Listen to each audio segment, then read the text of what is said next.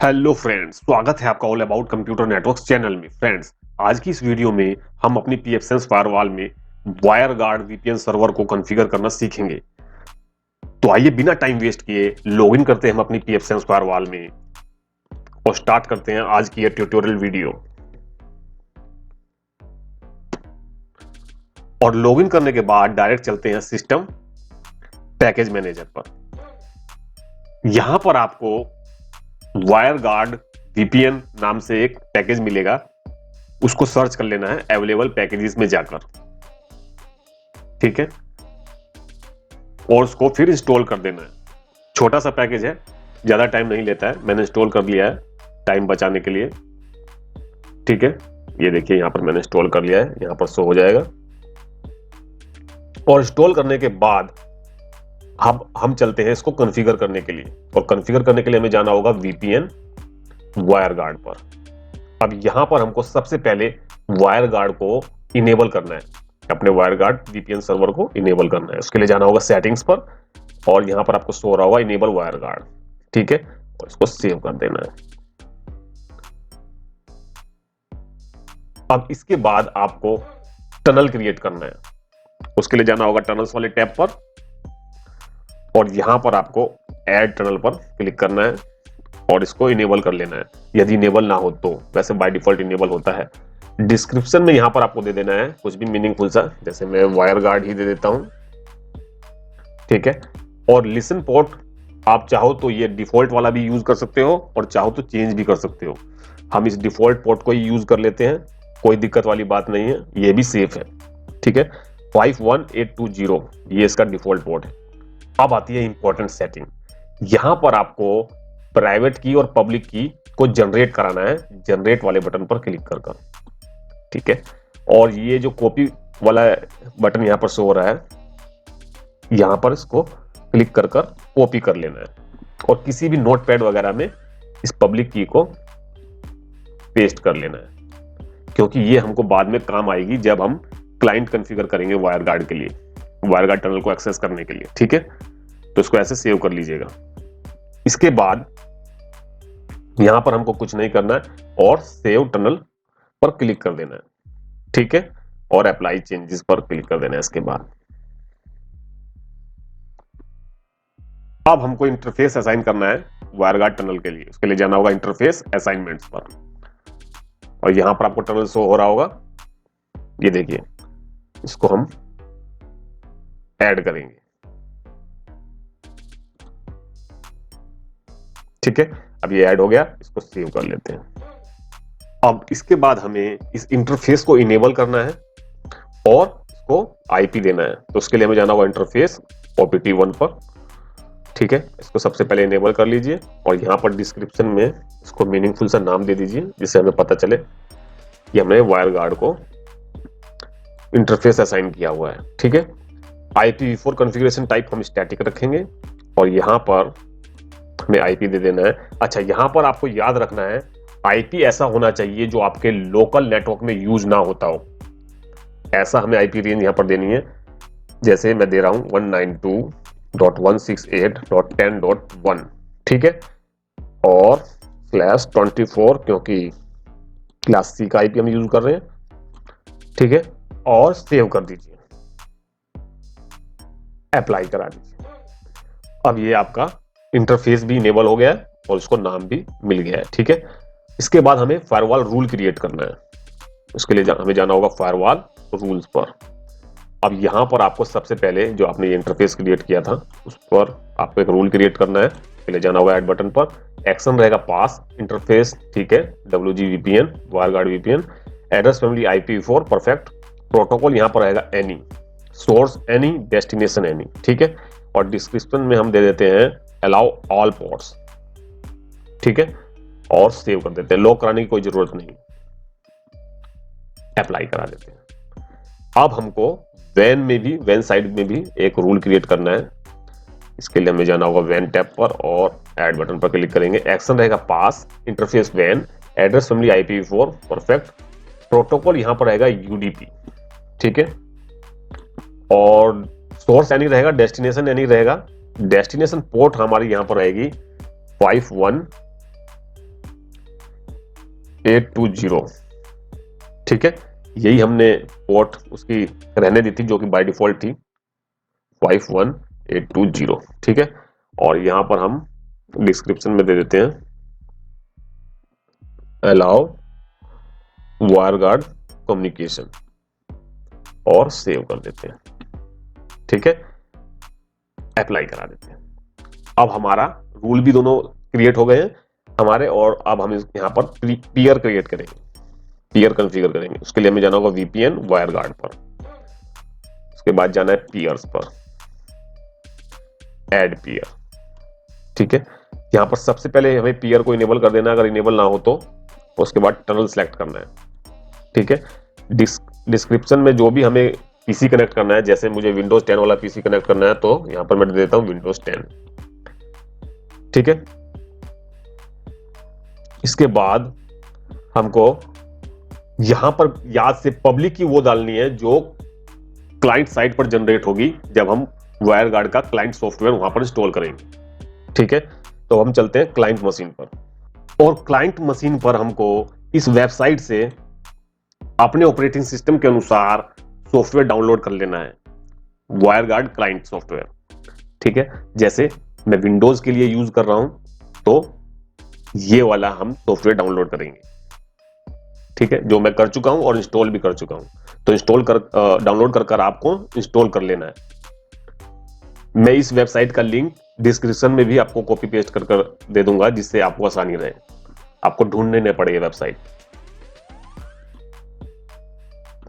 तो अब हम उसको वायरगार्ड को ओपन करते हैं, और इसके बाद आपको जाना है ऐड टनल पर, और यहां पर आपको एक एरो की शो हो रही होगी, इस पर क्लिक करना है। इसके बाद जाना है आपको ऐड एम्प्टी टनल पर। जैसे ही आप ऐड एम्प्टी टनल पर क्लिक करेंगे, यहां पर आपको दो की जनरेट मिलेंगी, जैसे यहां पर जनरेट हो गई है, एक पब्लिक की और एक प्राइवेट की। इस पब्लिक की को यहां से हमें कॉपी कर लेना है और यहां पर पेस्ट कर देना है, ठीक है। इसके बाद अगर आप चाहते हो कि एक एक्स्ट्रा लेयर ऑफ सिक्योरिटी भी हमारे टनल को प्रोवाइड हो जाए इस वायरगार्ड के थ्रू, तो हम यहां पर प्रीशेयर्ड की भी जनरेट कर सकते हैं। यहां पर क्लिक कर जनरेट पर, जैसे क्लिक करेंगे जनरेट हो जाएगी, और ये जो लिंक वाला कॉपी वाला बटन आपको शो हो रहा है, कॉपी लिंक वाला, इस पर क्लिक करेंगे तो एक कॉपीड भी हो जाएगी। देखिए आ गया यहाँ पर कॉपीड। तो और उसके बाद हमको जाना है अपने नोटपैड पर, और यहाँ पर प्रीशेयर्ड की जो हमने ये टाइप किया था इसके आगे उसको पेस्ट कर देना है, ठीक है। ये आपकी प्रीशेयर्ड की भी पेस्ट हो गई। इतना करने के बाद आपको नीचे अलाउड आईपी में ऐसा आईपी दे देना है जो आप चाहते हो कि जब भी हमारी ये क्लाइंट मशीन हमारे टनल से कनेक्ट हो तो ये आईपी उसको मिले। तो हम ये दे देते हैं, ठीक है, और सेव कर देते हैं। डिस्क्रिप्शन देना चाहो तो डिस्क्रिप्शन दे सकते हो, वैसे कोई जरूरी नहीं है। सेव पीयर कर देते हैं, अप्लाई करा देते हैं। इतना करने के बाद आपकी PFSense फायरवॉल में वायरगार्ड की सभी सेटिंग्स कॉन्फ़िगर हो गई हैं। अब हमको जो भी कॉन्फ़िगर करना है वो क्लाइंट की मशीन पर करना है, ठीक है, यहां पर। तो सबसे पहले हम यहां पर एक नाम देते हैं, कुछ भी मीनिंगफुल सा, जैसे मैं होम नेटवर्क दे रहा हूं। अच्छा, यहां पर एक बात ध्यान रखिएगा कि यहां पर स्पेस नहीं दे सकते हैं। जैसे ही आप स्पेस दोगे तो ये एरर शो कर देगा। इसके बाद आपको प्राइवेट की के नीचे टाइप करना है एड्रेस, और जैसे ही आप स्पेस देकर इक्वल टू लिखेंगे तो ये बोल्ड हो जाएगा। अगर ये बोल्ड नहीं होता है तो इसका मतलब आपने या तो स्पेलिंग में मिस्टेक कर दी है या कुछ स्पेस वगैरह ज्यादा इसमें कहीं ना कहीं दे दिया है, तो आप चेक कर लीजिएगा। तो मैं अभी इस वीडियो को पॉज करता हूं और ये सभी टाइप कर लेता हूं, क्योंकि मेरी टाइपिंग स्पीड इतनी ज्यादा नहीं है तो काफी ज्यादा वीडियो लंबी हो जाएगी। तो मैं वीडियो को पॉज करता हूं पहले। तो मैंने सब कुछ टाइप कर लिया है, अब इसको हम फिल करते हैं एक एक करके। जैसे एड्रेस, यहां पर हमने जो अलाउड आईपी पीयर्स पर डाला था, जब भी हमारी ये क्लाइंट मशीन विंडो 10 वाली इससे कनेक्ट हो हमारे टनल से तो ये आईपी इसको मिले, तो वो हम यहां पर डाल देंगे, ठीक है। और यहां पर होगा /24, और इसके बाद डीएनएस डालना है आपको।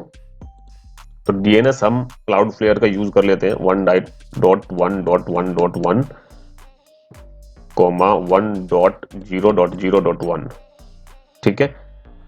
डीएनएस हमने क्लाउडफ्लेयर का यूज कर लिया। अब पब्लिक की, यहां पर आपको ध्यान से पब्लिक की pfSense में जब हमने वायरगार्ड को कॉन्फ़िगर किया था तो वो वाली डालनी है जो हमने नोटपैड पर कॉपी कर लिए थे, ये रही।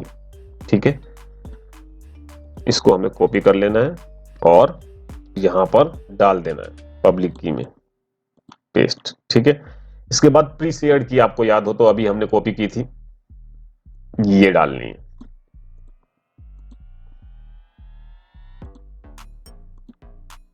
स्पेस के बाद डालनी है वरना कनेक्ट नहीं होगा। ठीक है, इज इक्वल टू के बाद स्पेस देना है और उसके बाद फिर ये डालनी है कि अलाउड आईपीज। अब ये यहां पर सबसे ज्यादा इंपॉर्टेंट सेटिंग है। यहां पर यदि आप अपने ऑफिस के नेटवर्क को डिफाइन कर देते हो जैसे 192.168.0.0/24, उसके बाद कोमा 192.168.1.0/24, इस तरह से यदि आप अपने ऑफिस के नेटवर्क को यहां पर डिफाइन कर देते हो तो इस चीज को टेक्निकल लैंग्वेज में स्प्लिट टनल कहते हैं। इस केस में आप केवल अपने ऑफिस के नेटवर्क को ही इस टनल के द्वारा एक्सेस कर पाओगे। यदि आप ऑफिस के नेटवर्क के अलावा इंटरनेट यूज करते हो उस मशीन पर तो वह आपके लोकल आईएसपी या कहें लोकल गेटवे से ही आउट हो जाएगा। ठीक है, और यदि आप यहां पर इस तरह से कॉन्फ़िगर कर देते हो 0.0.0.0/0, इसको टेक्निकल लैंग्वेज में फुल टनल कहते हैं। आपका पूरा ट्रैफिक ही इस टनल के द्वारा आउट होगा। इसका बेनिफिट यह है कि आपका पूरा नेटवर्क सिक्योर हो जाएगा। इंटरनेट पर भी अगर आप कोई वेबसाइट विजिट करते हो तो वह भी सिक्योर चैनल में ही आउट होगी आपके नेटवर्क से। लेकिन इसका ड्रॉबैक यह है कि आपका इंटरनेट काफी स्लो हो जाएगा। तो मैं नहीं चाहूंगा और ना ही मैं कहूंगा, आपको रिकमेंड भी नहीं करूंगा कि इस तरह से आप यूज करो। आप केवल अपने ऑफिस के नेटवर्क को यहां डिफाइन कर दो जैसे मैं कर रहा हूं। जितने भी आईपी आपके ऑफिस में यूज होते हैं उन सभी को यहां पर हम डिफाइन कर देंगे जैसे मेरे ऑफिस में ये सब यूज होते हैं। ठीक है, और एंड पॉइंट, ये सबसे ज्यादा मेन सेटिंग है। अगर आप इसको सही से कॉन्फ़िगर नहीं करते हो तो आपका कनेक्ट ही नहीं होगा वायरगार्ड, ये क्लाइंट सॉफ्टवेयर कनेक्ट ही नहीं हो पाएगा सर्वर से। यहां पर आपको स्टैटिक आईपी यूज करना है जो आपकी pfSense फायरवॉल में वैन इंटरफेस पर कॉन्फ़िगर किया होगा। और यदि वैन इंटरफेस पर पब्लिक आईपी कॉन्फ़िगर नहीं है तो उससे पहले जो राउटर लगा होगा उस पर जो पब्लिक आईपी होगा वो यहां पर डलेगा। लेकिन वो जो पब्लिक आईपी आपका यूज होगा वो तब होगा जब आप ब्रिज मोड में यूज कर रहे होंगे अपनी pfSense फायरवॉल को, ये याद रखिएगा। तो यहां पर हम, क्योंकि मैं होस्ट मशीन को वीएम से कनेक्ट कर रहा हूं तो यहां पर मैं पब्लिक आईपी की जगह प्राइवेट आईपी भी यूज कर ले रहा हूं आपको समझाने के लिए।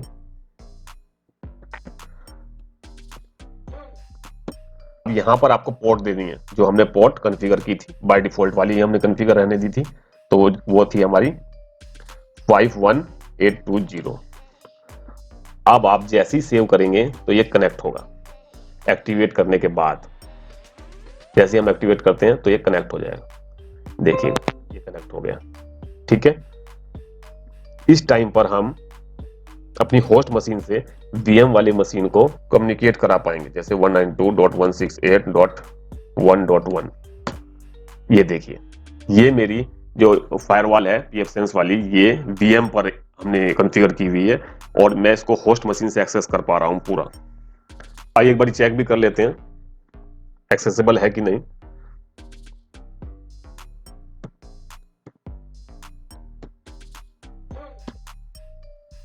ठीक है, ये देखिए pfSense फायरवॉल एक्सेस हो गई है हमारी वीएम वाली होस्ट मशीन से और ये पिंग भी हो रही होगी इस टाइम पर।